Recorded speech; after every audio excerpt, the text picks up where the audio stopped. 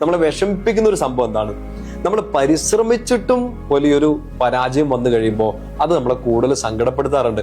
ഇങ്ങനെ തോറ്റു നിൽക്കുമ്പോൾ നമുക്ക് ഒന്നുകൂടി ഒന്ന് ശ്രമിക്കാനും ഒന്നുകൂടി ഒന്ന് അധ്വാനിക്കാനും, തോറ്റൊരു വിഷയത്തെ ഒന്നുകൂടി ഒന്ന് പിടിച്ചു കയറാനും ഒന്നുകൂടി ഒന്ന് അധ്വാനിക്കാൻ ഒരു പ്രചോദനം നൽകുന്ന ഒരു വചനമാണ് പഴയ നിയമത്തില് പ്രോവെർബ്സ്, സുഭാഷിതങ്ങളുടെ പുസ്തകം 16-ാമത്തെ അധ്യായമാണ്. നിന്റെ പ്രയത്നം കർത്താവിൽ അർപ്പിക്കുക, നിന്റെ പദ്ധതികൾ ഫലമണിയും. പ്രിയപ്പെട്ട സഹോദരങ്ങളെ, തോറ്റുപോയി, അതെല്ലാം അവസാനിച്ചോ? നമ്മളൊന്ന് പരാജയപ്പെട്ടു എന്ന് വിചാരിച്ചല്ല ഇവിടെ തീർന്നോ? Can we not try again?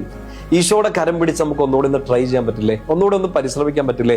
ഒന്നും കൂടെ നിന്റെ പ്രയത്നം കർത്താവിൽ ഭരമേൽപ്പിച്ചിട്ട് ഒന്നുകൂടെ വിശ്വസിക്കാൻ വേണ്ടി പറ്റില്ലേ? വീണ്ടും ഒന്ന് പരിശ്രമിക്കുന്നിടത്താണല്ലോ നമ്മുടെ വിജയത്തിന്റെ വാതിലുകളൊക്കെ തുറക്കുക. തോറ്റുപോയി, നമ്മൾ ഉദ്ദേശിച്ച റിസൾട്ട് വന്നില്ല, ഇറ്റ്സ് ഓക്കെ. നമ്മൾ അതിനെക്കുറിച്ച് ഓർത്തിട്ടിരുന്ന് ചിന്തിച്ച് കാര്യമല്ലോ. നമ്മളൊരു പുതിയ പാഠം പഠിച്ചു എന്നുള്ളതിൽ കർത്താവിന് നന്ദി പറഞ്ഞിട്ട് ലെറ്റ്സ് ട്രൈ അഗെയിൻ.